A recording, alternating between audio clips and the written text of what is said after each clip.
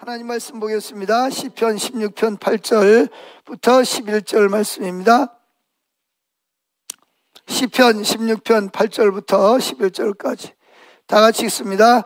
내가 여호와를 항상 내 앞에 모시며 그가 내 우편에 계심으로 내가 요동치 아니하리로다.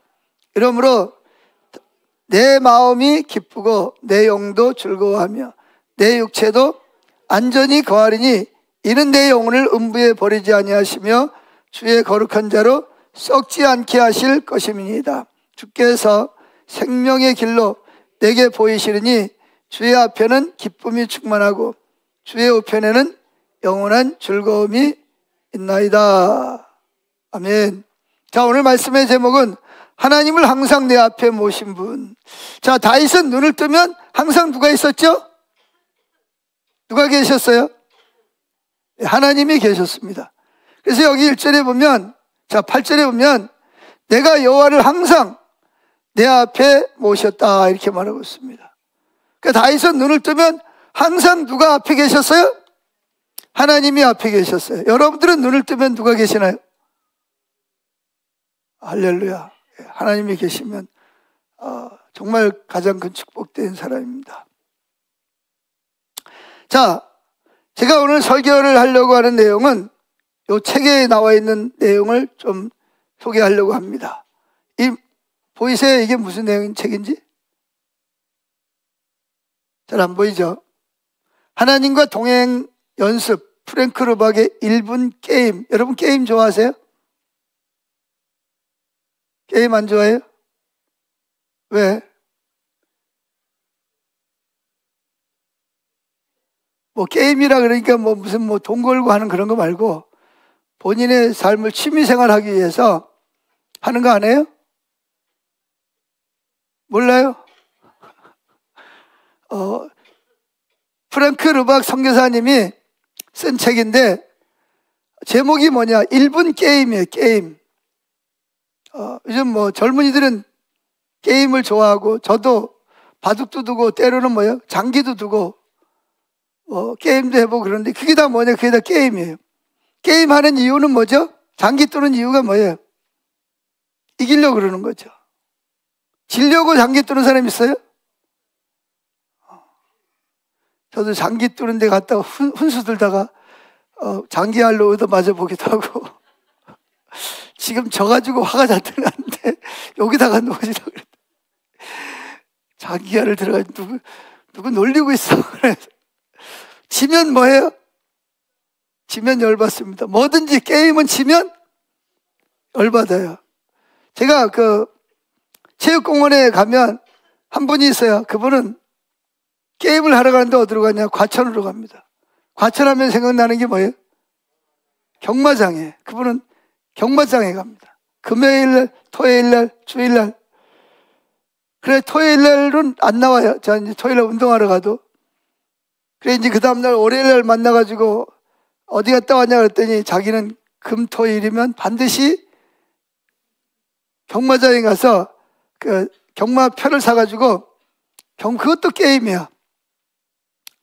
그래서 묻습니다. 이번에 어땠냐고 그랬더니 망했다. 하루 종일 막걸리를 사가지고 걸었는데 다 뭐 했다는 거예요? 다 패했다는 거예요. 다른 사람이 다 이겼다는 거예요.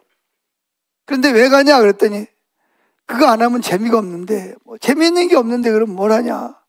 그래서 그분은 뭐 아침에 나와서 운동하면 재미가 없으니까 뭐 계속 그 경마장 가는 날만 기다리는 거야. 그 게임이야 그거. 근데 게임은 왜 게임을 하는 거죠? 게임 자체도 좋지만 뭐 해야 돼요? 이겨야 되잖아요. 아멘. 그래서 이분은 1분 게임이라는 게 있어요. 1분 게임이 뭐냐? 1분이 몇 초죠? 60초입니다. 1분마다 1초씩 예수님을 생각하는 거예요. 예수님의 이름을 부르는 거예요. 자, 다시 설명합니다. 1분 게임이 뭐라고요? 게임하듯이 즐겁게, 신나게, 기대감을 가지고 1분마다 몇 초? 1초 누구 생각을 한다? 그렇죠. 예수님을 생각하는 거예요. 이게 1분 게임입니다. 아멘. 자, 근데 이 게임에서도 이겨야 돼, 져야 돼? 이겨야 되잖아요. 뭐든지 이겨야 그래도 뭔가 보람이 있지. 지면 스트레스 받아. 그래 저도 이제 그런 적 있어요. 바둑을 떱니다. 이기면 그만둬도 되는데 진 사람은 계속 뭐예요? 한 판만 더 하자. 한 판만 더 하자. 근데 그런 사람은 필히 뭐예요? 계속 스트레스를 받기 때문에 계속 머리가 잘 안 돌아갑니다. 계속 지게 돼 있어요. 근데 그런 분들은 고집이 또 있어. 뭐 할 때까지? 이길 때까지 하자. 예, 그럴 때 한 번씩 져줘야 돼. 안 그러면 싸움 납니다. 지난번에도 우리 여기 탁구다이 나왔더니 제가 탁구다이 치우라 그런 이유가 탁구할 때 재미로 하잖아, 그죠? 근데 막 꼭 뭐 하려고 그래? 이기려고 막 그렇게 하다가 이렇게 싸움이 붙었어요. 그런데 당장 탁구다이 뭐 해라? 치워라. 제가 그랬습니다. 왜? 아니, 그걸 탁구 치는 걸 왜 치는 거예요? 그냥 이렇게 즐겁게 이렇게 해야 되는데, 그걸 꼭 이기려고 막 하다 보니까. 그러니까 그만큼 사람은 승부욕이 있어. 이겨야 돼. 이 게임도, 1분 게임도 이겨야 됩니다. 그거 어떻게 이기냐? 이기는 방법을 여기다 소개하고 있습니다. 이 책은 프랭크 르박이 원래 책으로 만들려고 그런 게 아니고 그냥 프린트를 해서 프랭크 르박이 성년인과 관계 속에서 교제하는 법을 하나님이 알려주셔서 이걸 가지고 나눠주다가 어떤 분이 이걸 그러지 말고 책을 만들자. 그래서 책을 만드는 거예요. 그래서 제목이 뭐냐? 프랭크 르박의 1분 게임, 1분 게임. 그 밑에 보면 뭐라고 써있냐? 깨어있는 순간마다 하나님과 동행하기, 24시간 호흡처럼 하나님께 기도하기. 그런 내용인데요. 이 금액이 얼마냐? 6,500원입니다. 6,500원. 자, 여기 1분 게임에서 이기는 방법. 제가 한번 읽어드릴게요. 자기 자신에게 완전하게 만족하는 사람은 아무도. 여러분 자신에게 만족한 사람 있어요? 없어요? 없죠. 만족할 때가 많아요? 불만족할 때가 많아요? 불만족할 때가 많죠. 누구나 인생에는 빛과 그림자가 있고 좋은 날은 적은 반면 불만족스러운 날은 훨씬 많기 마련이다. 그렇죠? 실제로 예수님께 가까이 다가가 있을 때에는 좋은 날과 좋은 순간들이 더 많지만 주님을 우리 생각에서 밀어냈을 때에는 힘든 날이 훨씬 더 많다는 것도 경험을 통해서 알고 있다.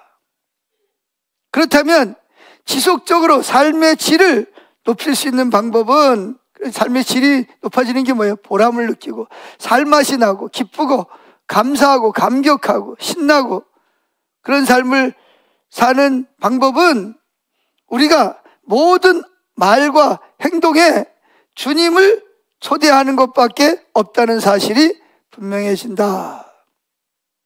굳은 의지와 결심은 충분하지 못하다. 왜? 우리가 내가 이렇게 살지 말아야지, 화내지 말아야지, 싸우지 말아야지. 근데 그게 마음대로 돼야 안 돼요? 돼야 안 돼요? 잘 안 되잖아요. 뭐 기도해야지. 근데 작심삼일이야. 안 되는 거죠. 충분하지 못해. 그것은 그동안의 경험이 잘 말해준다. 우리는 자신의 삶을 질서 있고 올바른 방법으로 훈련해야 한다. 그게 바로 뭐냐? 1분 게임. 영적 관점에서 질서 있고 올바르게 우리의 삶을 훈련하는 방법을 이야기한다. 이미 많은 사람들이 이 게임을 통해 큰 도움을 받았고 받고 있다. 하나님과 동행했다는 에녹만큼이나 오래된 방식에 붙여진 새로운 이름인 거예요. 여러분 에녹 아세요?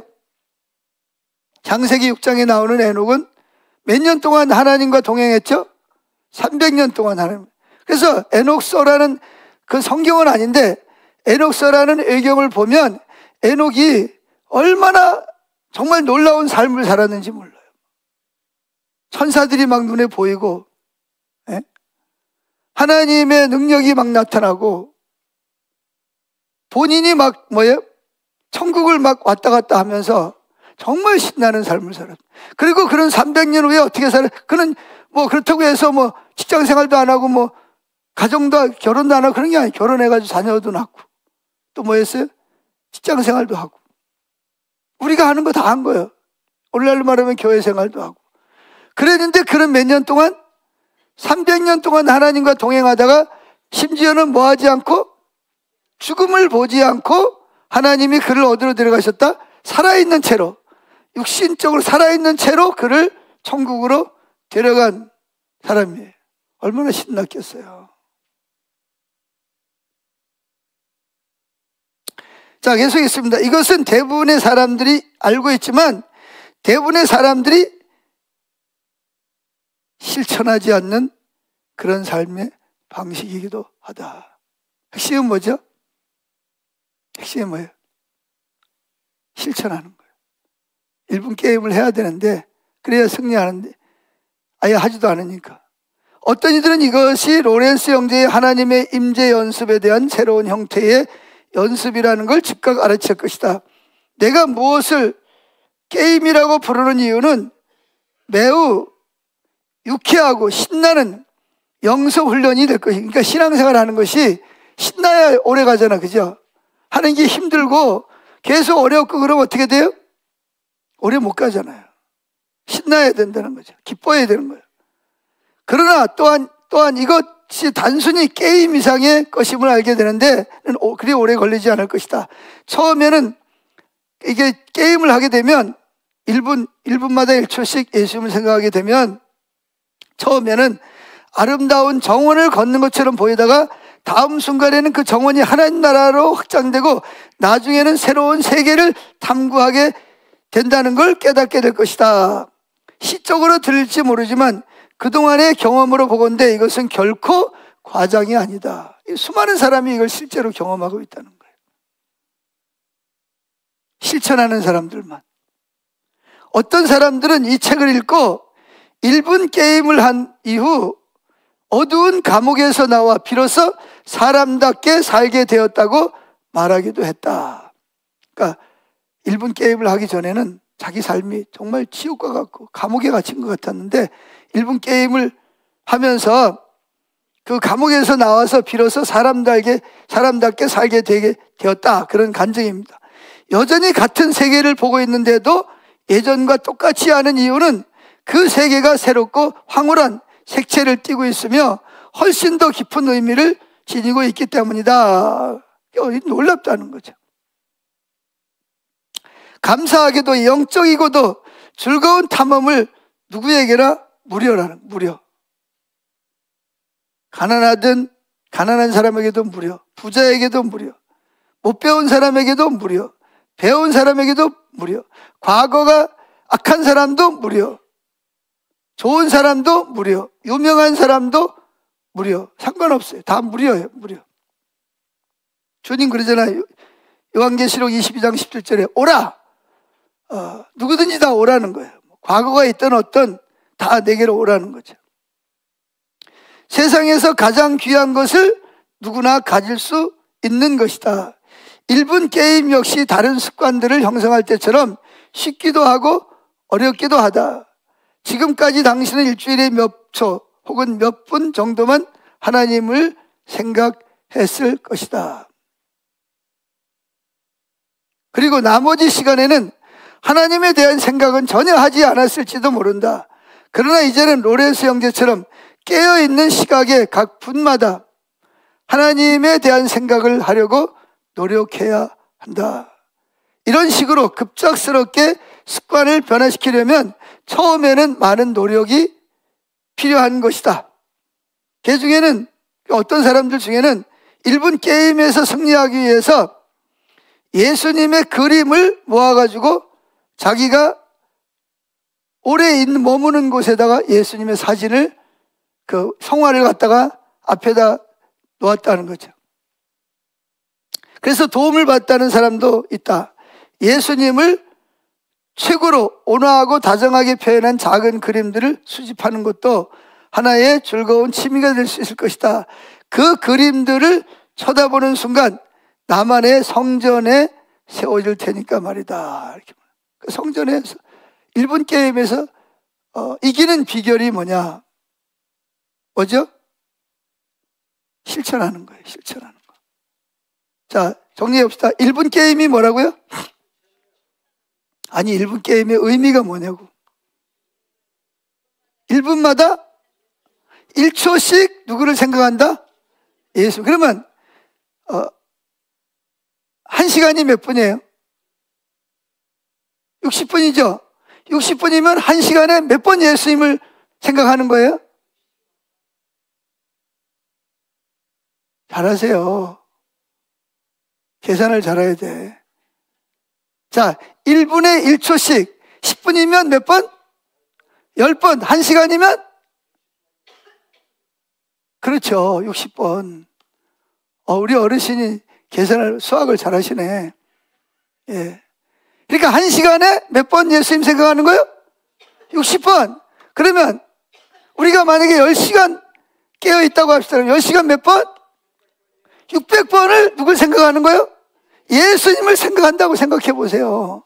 여러분의 삶이 어떻게 될 것 같아요? 지금처럼 살 것 같아요? 아니요. 여러분은 분명히 변하게 돼 있어요. 하루에 600번을 예수님을 생각하는데 10시간만 따져도 우리가 만약에 12시간, 15시간, 만약에 7시간 자고 15시간을 내가 깨어있다. 그럼 그걸 한번 계산을 해보세요. 1시간에 60번, 10시간이면 600번, 15시간이면 몇 번? 900번을 예수님을 하루 동안 생각하는 거예요. 할렐루야. 그러면 여러분들의 삶이 어떻게 될 것 같아요? 지금처럼 살 것 같아요?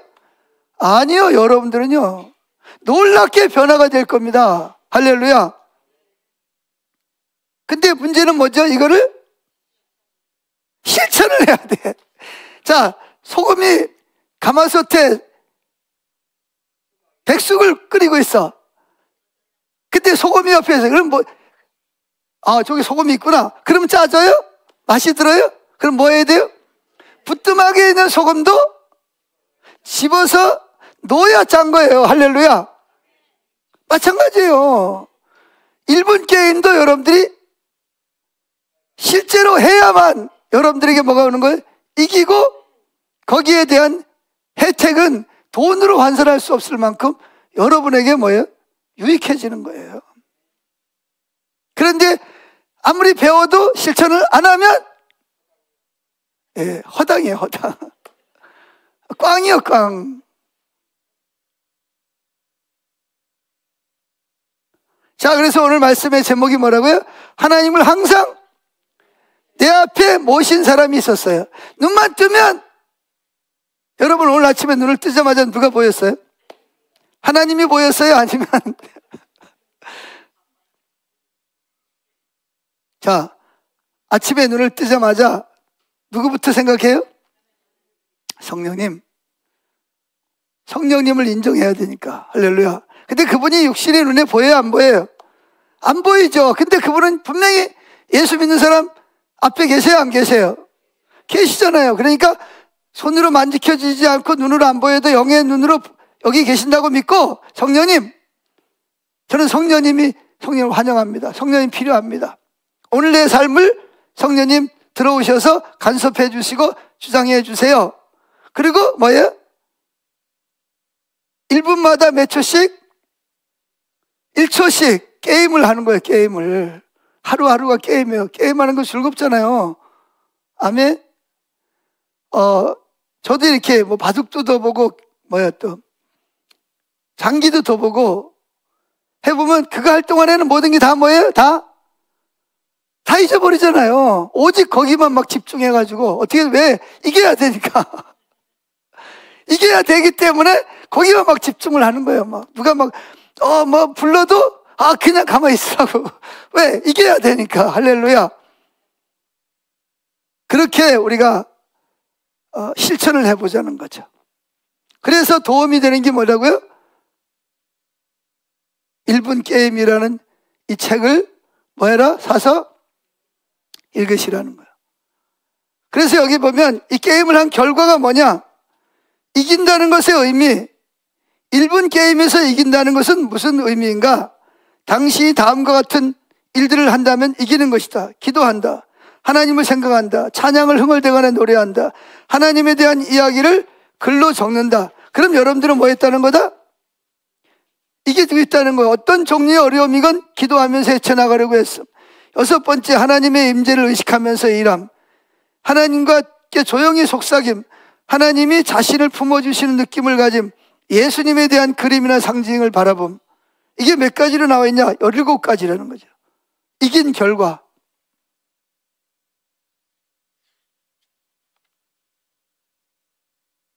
한번 사서 읽어보세요.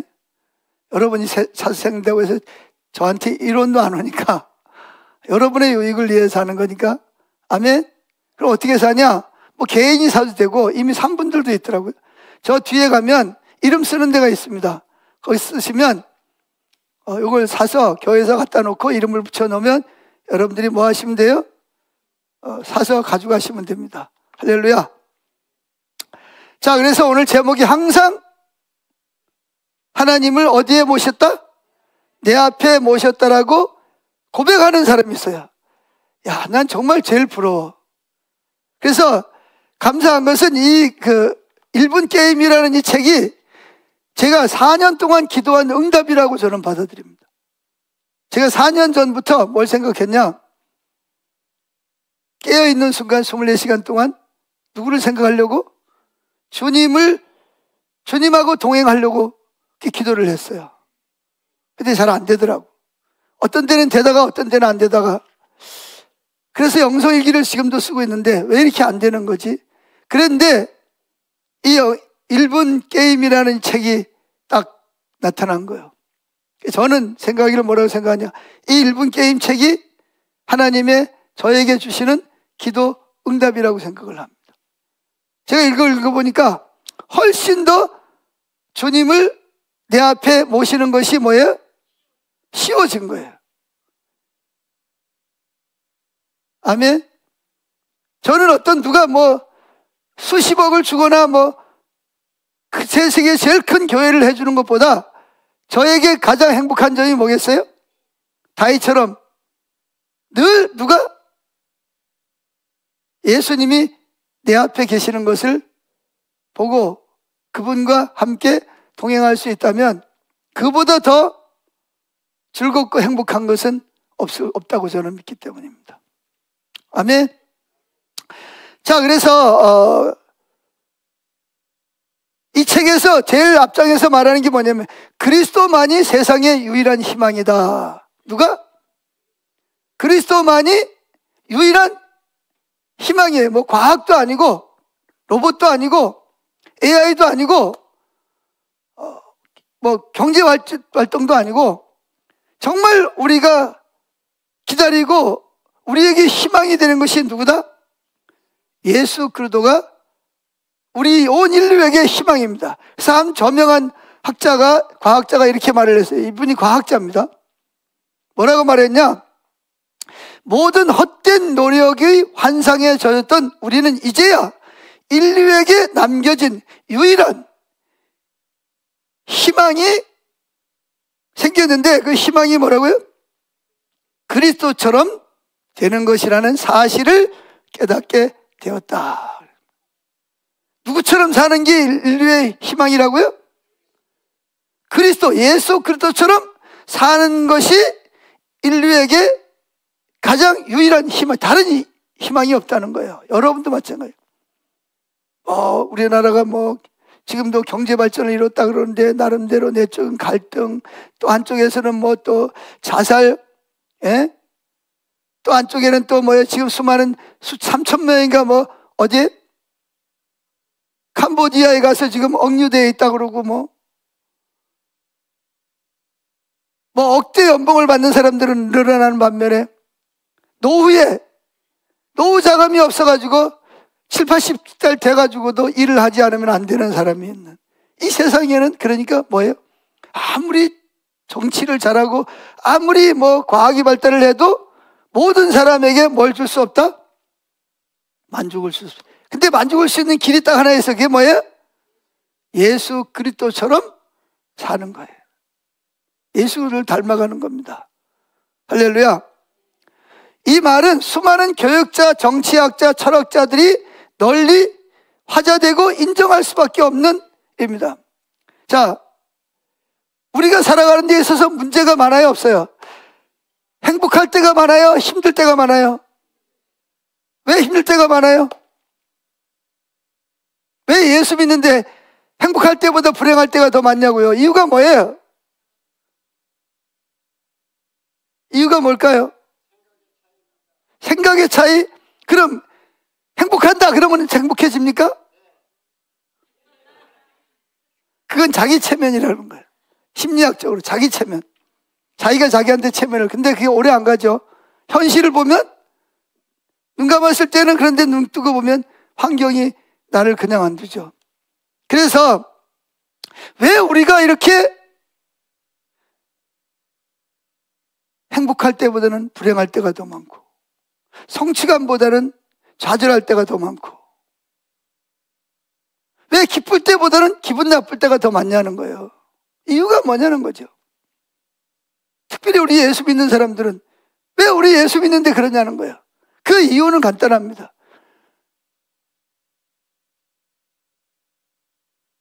성경대로 예수를 믿지 않기 때문에 그런 거예요. 성경대로 예수를 안 믿는 거예요. 근데 그 예수 믿는 사람 중에서는 정말 성경대로 예수님처럼 사는 삶을 살았던 사람들은 정말 행복하게 살았거든요. 보람을 느끼고 하나님의 영광을 보고 기쁘고 즐겁게 살았어요.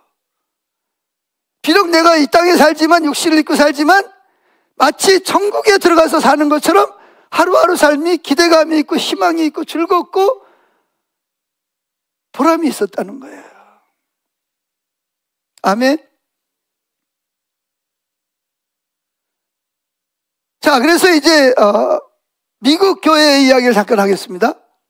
미국 교회 교인들이 겉으로 볼 때는 3명 중에 1명은 교회에 등록을 했답니다. 등록한 사람 중에서 50%만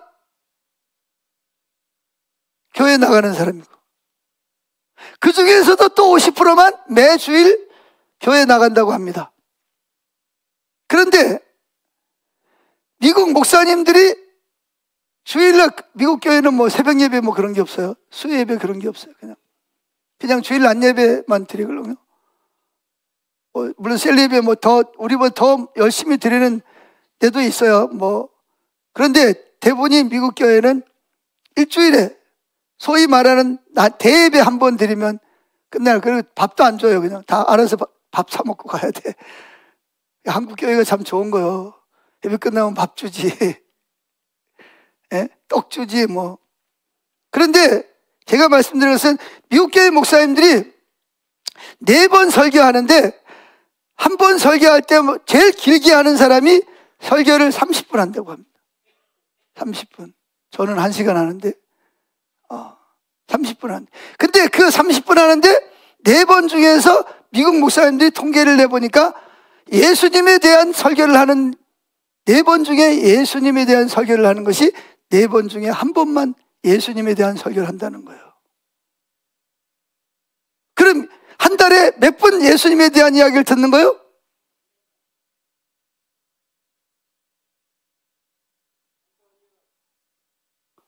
이 어째 오늘 이게 공기가 안 좋아서 그런가 어째 이쪽만 공기가 좋으신가 봐. 자, 4번 예배 드리러 가는데 그 중에서 미국 목사님들이 몇 번만 예수님에 대한 설교를 한다? 30분 설교하는 거 한 번만 설교를 하고 나머지는 예수님에 대한 설교를 안 한단 말이에요. 물론 그 중에는 뭐 유명한 설교가도 있고 뭐 강의 설교하는 분도 있고 그렇지만 통계학적으로 그렇습니다. 그러면 미국의 교회 다니는 교인들은 한 달에 몇 번 예수님에 대한 이야기를 듣는 거예요? 또 4번? 한 번. 그럼 몇 분? 30분밖에 한 달 내에서 30분밖에는 예수님에 대한 이야기를 뭐예요? 못 듣는다는 거예요. 그럼 여러분 생각해 보세요. 한 달에 30분 정도만 예수님에 대한 설교를 듣는다면 그분들이 얼마나 삶에서 예수님을 생각하고 예수님과 동행하는 삶을 살 수 있을까요? 전에는 그분들이 영국에서 신앙의 자유를 위해서 메이플라워를 타고 그 대상을 건너서 미국으로 건너가가지고 미국이라는 나라를 세웠을 때는 십계명을 가지고 그 국가의 헌법을 만들었습니다. 그럴 때만 하더라도 참 좋았는데 시간이 지나면서 어떻게 됐어요, 이제는? 그래서 이 미국이 처음에 초창기에 교회를 그 사람들이 가서 나라를 세울 때는 길을 닦아놓는데 어디서 오든 마을에서 오면 중간에 뭐가 있어요? 교회가 있었다는 거예요.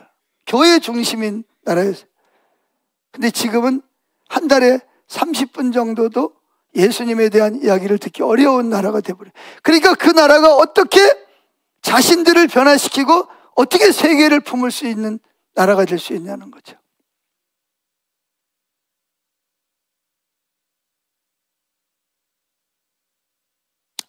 여러분들은 지난 주간 동안 얼마나 예수님을 바라보고 예수님과 동행하는 삶을 사셨어요? 한번 생각해 보세요. 하루에 몇 분이나 예수님을 생각하셨어요? 하루에 몇 분이나 예수님을 찬양하고 예수님과 기도하고 예수님을 모셔드리고 예수님께 묻고 그분의 응답을 기다리고 순종을 얼마나 했습니까? 물론 각자가 다 다를 거예요. 그러면 내가 주님을 생각하지 않는 시간에는 대부분이 뭘 생각을 해요? 예? 주님을 바라보지 않는 시간에는 대부분이 다른 것에 우리 마음을 빼앗긴단 말이에요. 특별히 뭐예요? 다른 사람 판단하고 정죄하고 흉보고 속으로 불편해하고, 예? 근심하고 염려하고 걱정하고 불안해하고 초조해하면서 그러면서 지난 한 주간 동안을 사는 거예요.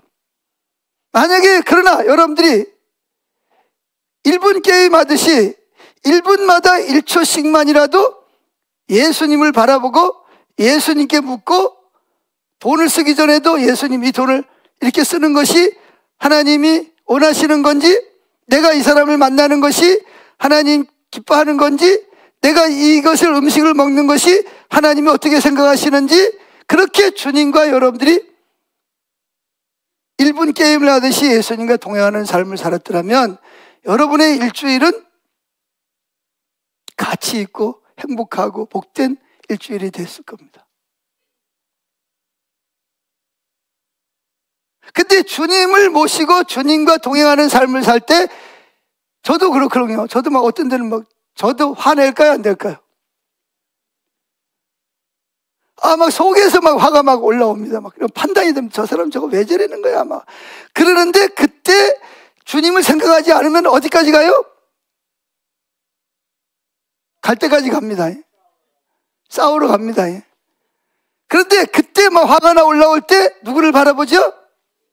예수를 바라봅니다. 주님이라면 어떻게 할까요?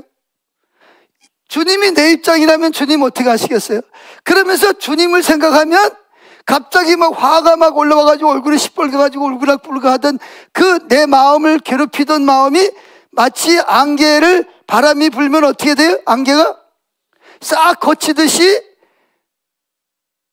막 그냥 얼굴이 막 울그락불그락 하고 막 신경질이 막 나고 막 그랬던 마음이 뭐 어떻게 돼요?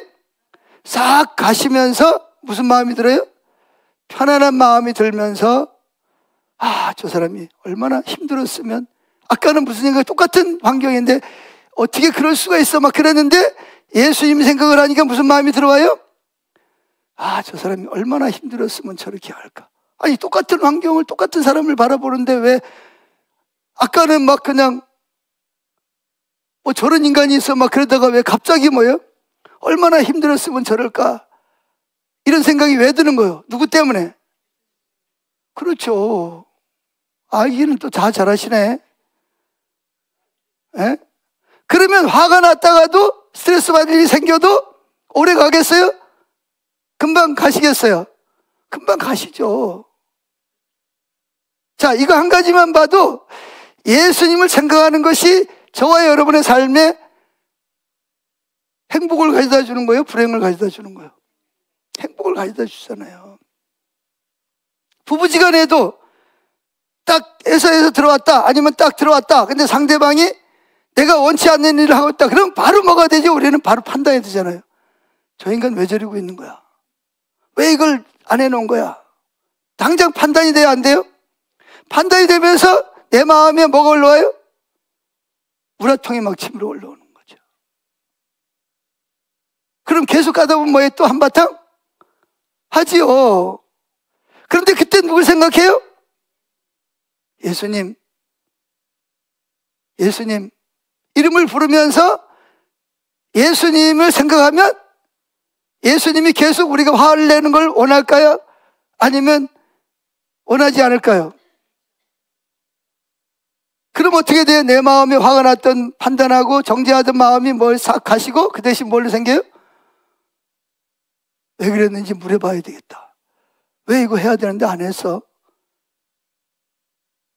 그러면 상대방도 저 금방 화가 났는데 금방 뭐예요? 얼굴이 온화해지면서 관계가 뭐가 돼요? 회복이 되잖아요. 뭐 큰 것만 아니더라도 우리가 살아가는 데 있어서 주님을 바라보는 것이, 주님을 닮아가기 위해서 주님을 바라보는 1분 게임을 하는 게 얼마나 우리에게 유익하냐는 거예요. 그래서 예수님이 뭐라 그러냐? 따라합시다. 쉬지 말고 기도하라. 기도가 뭐예요?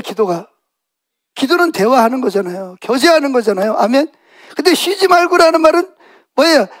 깨어있는 순간 계속 뭐 하라는 거예요? 교제하라는 거잖아요. 왜 교제하라고 말씀하겠어요? 예?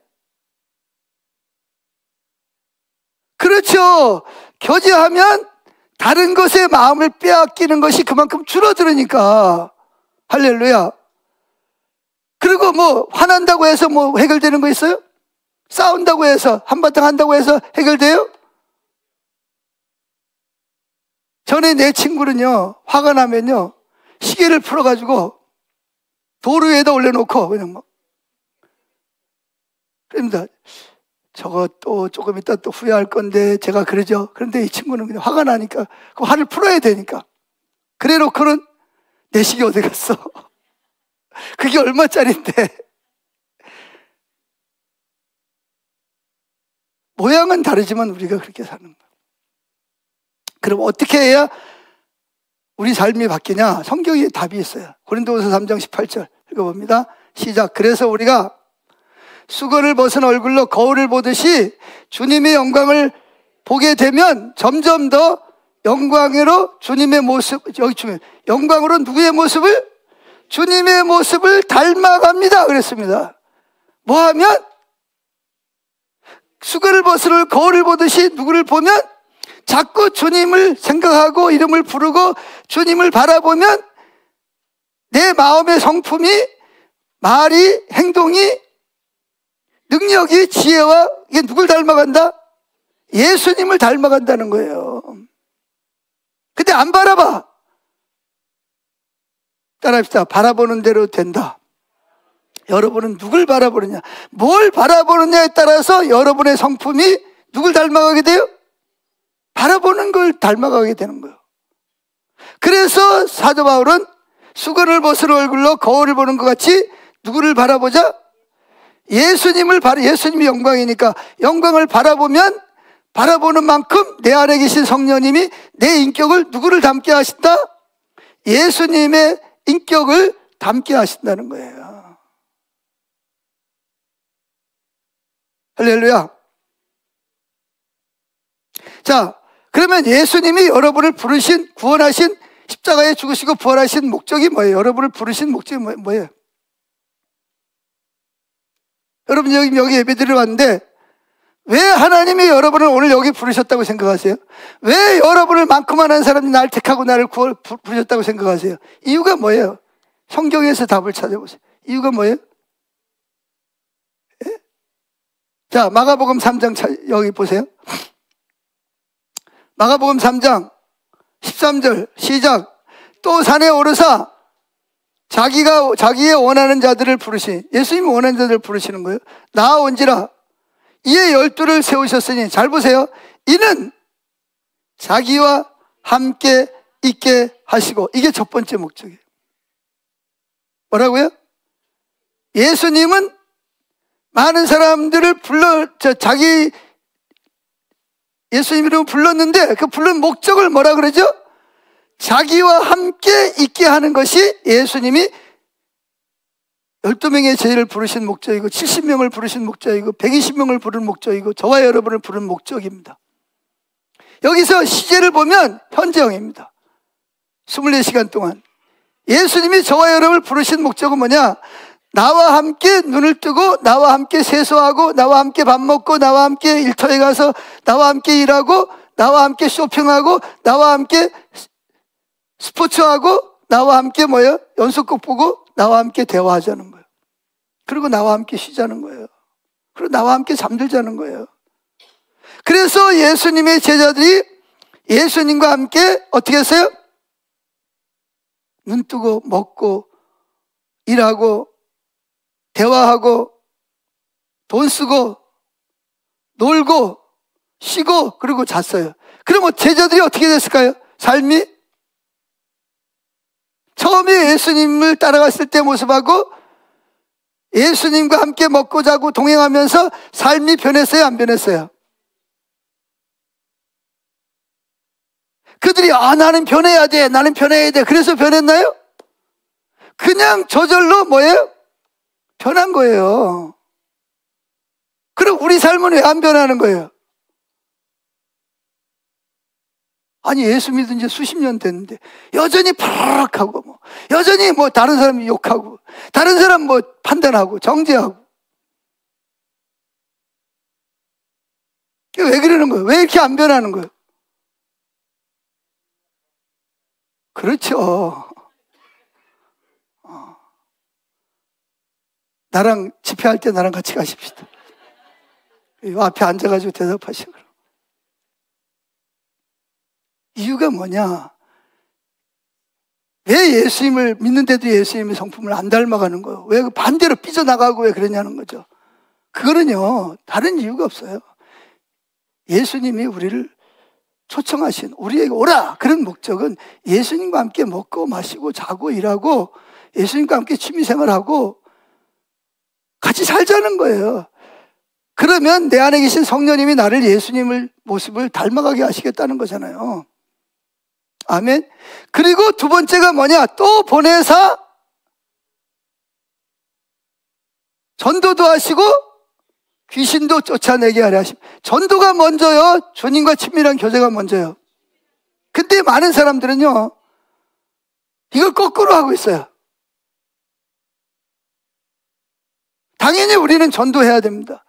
지난주에까지 말씀드린 당연히 우리는 9가지 은사가 나타나야 됩니다. 근데 그게 먼저가 아니고 뭐가 먼저다? 주님과 함께 지내는 것이 첫 번째라는 거예요. 그래서 율법주의가 뭐냐? 율법주의는 거짓신앙입니다. 율법주의가 뭐죠? 율법주의가 뭐야? 다 잊어버리셨나? 뭐와 뭐를 바꾼 게 율법주의다? 본질을, 의식이 바뀐 것을 뭐라 그런다? 거짓신앙책인 율법주의를. 자, 다시 한번. 본질이 뭐예요? 본질. 하나님 알고 사랑하는 거잖아요. 아멘. 근데 그 친밀한 교제를 뭐가 바뀌었다? 그거보다 뭘 앞에 둔다? 전도하고 귀신 쫓아내고 의식을 하는 걸 앞두면 그게 바로 뭐다? 그게 율법주의요. 그게 거짓신앙책이에요. 왜 예수님 부르신 목적이 예수님과 함께 24시간 같이 사는 거거든요.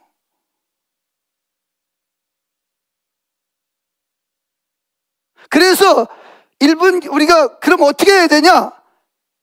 첫째, 뭐 해야 되냐? 성경을 읽고 연구하고 배워야 됩니다. 왜? 성경이 예수님에 대한 책이잖아요. 아멘. 어떤 사람은 성경을 읽고 기도만 해. 은사 이래 쫓아다니. 그럼 나중에 잘못되는 거예요. 어떤 사람은 또 뭐예요? 성령을 무시하고 성경 말씀 그것도 말씀과 성령이 조화를 이루어야 돼. 같이 가야지. 균형이라는 게 중요한 거예요. 그래서 첫째는 뭐 해야 돼? 말씀을 읽어야 돼. 말씀을 왜 읽어야 되죠? 내가 주님이 누군지를 알아야 주님을 바라보고 주님하고 동행할 거 아니에요. 주님이 어떤 분인지 만나야 되고 교제를 해야 되고 주님에 대해서 알아야 될 거 아니에요. 그래서 주님을 알려면 성경을 뭐라 했죠? 성경은 예수님을 나에 대해서 기록한 것이 뭐다?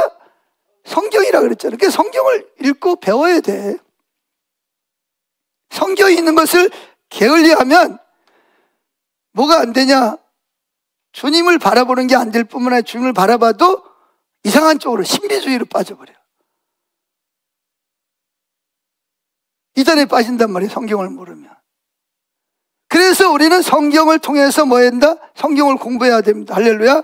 그래서 매일 할 수만 있으면 1시간 이상씩 뭐예요? 성경을 읽는 이유가 뭐냐? 배우는 이유가 뭐냐? 단순히 지식적으로 섭취하는 것이 아니라 그분 예수 그리스도 그분을 닮아가려면 그분이 누군지 알아야 되잖아요.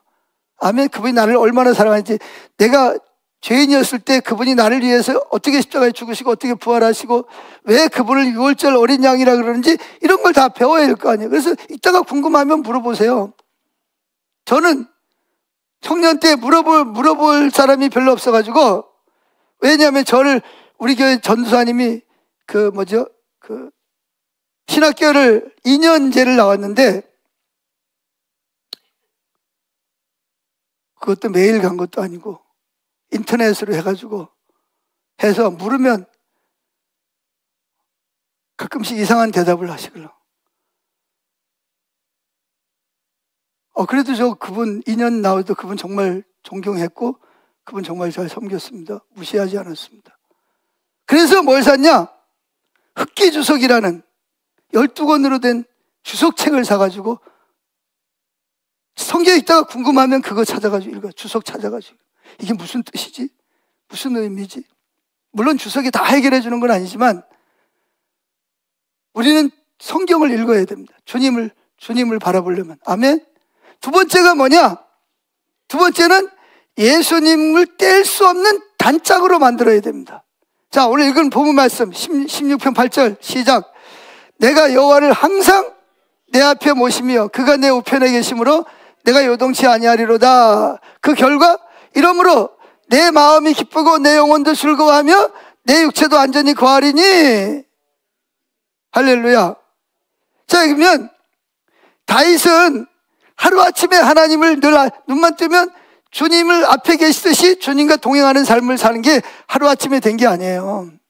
그는 어릴 때부터 시편 27편 4절에 뭐라 그랬죠? 다윗이 내 평생에 과거 현재 미래 단 한 가지 뭐가 있다? 소원이 있습니다. 기도 제목이 있습니다.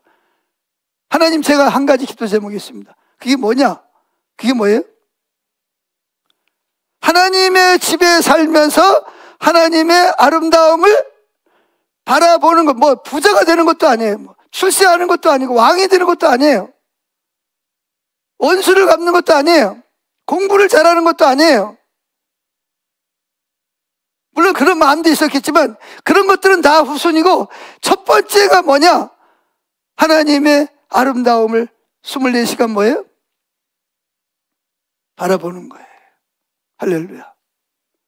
그게 다윗의 단 한 가지 기도 제목이었다니까요. 그 결과 다윗이 애썼을까요? 안 썼을까요? 그 소원이 이루어지기도 하면서 얼마나 다윗이 하나님을 바라보려고 다른 생각을 하는 대신 주님을 바라보면서 양을 치고 털을 깎고 주님을 바라보면서 물을 먹이고 주님을 바라보면서 하프를 치고 주님을 바라보면서 주님과 교제하면서 길을 걸어가고 주님을 바라보면서 다른 사람하고 대화를 했겠습니까? 얼마나 애를 많이 썼겠습니까? 얼마나 성경을 통해서 하나님이 누군지 알려고 애를 썼겠습니까? 그 결과가 뭐냐? 시편 116편 8절에 뭐라고요? 항상 내 앞에 계신 주를 배웠으며 그가 어디 계심으로? 내 우편에 계심으로, 이거를 보기까지, 그렇게 되기까지 다윗이 얼마나 그것이 습관이 되기 위해서 눈을 뜨면서부터 애를 썼겠냐고요. 그 결과, 그 응답으로 다윗은 눈만 뜨면 누가 계셨어요? 이 의식만 있으면 주님이 항상 앞에 계시고요, 우편에 계셨어요. 그랬더니 다윗이 삶에 놀라운 변화가 일어났는데, 어떤 변화가 일어났냐? 첫째, 아무리 어렵고 무슨 환경이 와도 요동하지를 않아. 우리는 그러잖아요. 환경이 좋으면 할렐루야 그랬다고, 환경이 어려우면 뭐예요? 코가 쭉 빠져가지고 어떡하지 뭐. 그런데 이게 주님을 바라보니까 환경이 좋을 때나 기가 막히게 어려울 때나, 보세요, 여러분 알잖아요. 다윗이 억울하게 사울 왕에게 죄 지은 것도 없이 쫓겨다니면서 죽을 뻔한 기회를 맞이한 게 얼마나 많습니까? 그런데도 불구하고 사울을 죽일 수 있는 기회가 여러 번 있었는데도 불구하고 왜 사울을 안 죽였어요? 원수 갚을 수 있는 기회가 있었는데 원수를 안 갚았잖아요. 원수를 뭘로 갚아요? 손으로 갚잖아요. 왜? 주님을 앞에 모시고 살았기 때문에, 그것이 주님의 뜻이 아니라는 걸 알기 때문에 다윗은 원수를 갚을 수 있는 기회가 여러 번 주어졌지만 복수를 하지 않고 반대로 그를 살려주고 그를 축복했다는 거예요. 왜? 그것이 다윗의 능력이 아니라 주님을 바라보는, 예수님을 항상 바라보는 결과 그렇게 된 거예요. 두 번째, 마음이 항상 기뻤어요. 성경에 그러죠. 항상 기뻐하라. 따라하세요. 항상 기뻐하라. 항상 기뻐하려면 어떻게 하면 돼요? 항상 주님을 바라보면 돼. 할렐루야. 세 번째, 영혼도 즐거워해. 마음도 편해. 당대 주님과의 관계가 너무 좋아. 마지막 넷째, 육체도 안전하게 거하는 거예요. 누가 계시니까? 하나님이 계시니까. 그래가지고 사울이 다윗을 죽이려고 3,000명을 벌 거느리고 화살대 창에다가 특수부대를 3,000명을 끌고 다윗을 죽이려고 쫓아다녔는데, 다윗이 하나님을 바라보고 하나님과 동행하는 결과 누가? 사울과 3,000명의 정예부대가 누구 하나를? 다윗 하나를 해할 수가, 머리끝 하나 해할 수가 없었다는 거예요. 할렐루야. 셋째, 다윗의 장막의 회복입니다. 다윗 장막이 뭐죠? 우리 교회 비전이 첫 번째가 뭐냐면 24시간 다윗의 장막입니다. 근데 많은 사람들이 다윗 장막 그러면 기도 열심히 하는 걸 다윗 장막이에요. 물론 기도 열심히 하는 것이 다윗 장막의 일부분이긴 하지만, 다윗 장막이 뭐죠? 다윗 장막은 눈을 뜨면서부터 눈을 감을 때까지 누구를 바라보는 거예요? 예수님의 이름을 부르고 예수님께 묻고 예수님의 말씀을, 예수님과 교제하고 예수님과 함께 먹고 예수님과 함께 일하고 예수님과 함께 대화하고 예수님과 함께 돈 쓰고 돈 벌고, 이게 다 예수님과 함께하는 삶을 사는 것이 뭐라고요? 그게 다윗의 장막이라는 거예요. 자, 성경 읽어보죠. 사도행전 15장 15절부터 시작. 선지자의 말씀이 이와 퍼져다 기록된 바 이후에 내가 하나님이 직접 돌아오셔서 다윗의 무너진 장막을 다시 지으며 그 퇴락한 것을 다시 지어 일으키리니 그랬습니다. 근데 안타까운 것은 다윗처럼 하나님을 바라보는 사람들이 어떤 그 신앙이 무너졌다는 거예요. 퇴락했다는 거예요. 그래서 하나님이 직접 오셔가지고 그 무너진 다윗 장막을 다시 뭐 하겠다? 일으켜 세우시겠다는 거예요. 회복하시겠다는 거예요. 왜? 그렇게 해서 뭐 하겠다고요? 17절, 이는 그 남은 사람들로 내 이름을 일컫는 그를 받는 모든 이방인들로 주를 찾게 하는, 주를 찾는다, 주님을 바라보게 하기 위해서 하나님이 질투를 가지고 오셔서 무너진 다윗 장막을 다시 회복하시겠다는 거예요. 아멘. 따라합시다. 주님 오시옵소서. 내 속에 무너진 다윗 장막을 회복하소서. 할렐루야. 제일 먼저 내 속에 무너진 다윗 장막이 회복이 돼야 돼. 우리 각자가 모두가 다 그런 갈망을 가져야 됩니다. 할렐루야. 그래서 이게 잘 안 되니까, 그래서 이 프랭크 루박과 같은 선교사님을 통해서 1분에 몇 초? 1초씩이라도 뭐를 하자? 예수님의 이름을 부르고 예수님을 바라보고 예수님께 묻고 예수님과 함께 먹고 마시고 쇼핑하고 등산하고 뭐예요? 살자는 거죠. 아멘? 예. 그렇게 한 결과 이 프랭크 루박이 이 책이 출간된 이후에 이 저자에게 저 판권을 가진 사람에게 많은 간증이 온답니다. 그래서 어떤 사람이 책을 사가지고 책값이 6,500원밖에 안 되니까 사가지고 주변에 예수 믿는 사람 다 준다네. 심지어 안 믿는 사람한테도 막 주는 거예요. 근데 이걸 읽고 엄청난 삶의 변화와 하나님을 경험한 사람들이 간증을 막 그냥 이메일로 뭐 사진까지 찍어가지고 엄청나게 보낸다는 거예요. 자기 너무 행복하다는 거예요. 할렐루야. 그러면서 뭐라 그러냐? 이렇게 말합니다. 이 책을 읽은 전 세계 각국의 독자들은 1분 게임을 통해서 삶에서 패배가 승리로 바뀌었고 절망이 기쁨으로 바뀌었다는 간증을 나에게 보내고 있습니다. 라고 이 책에 여러분들이 읽어보면 다 나오네요.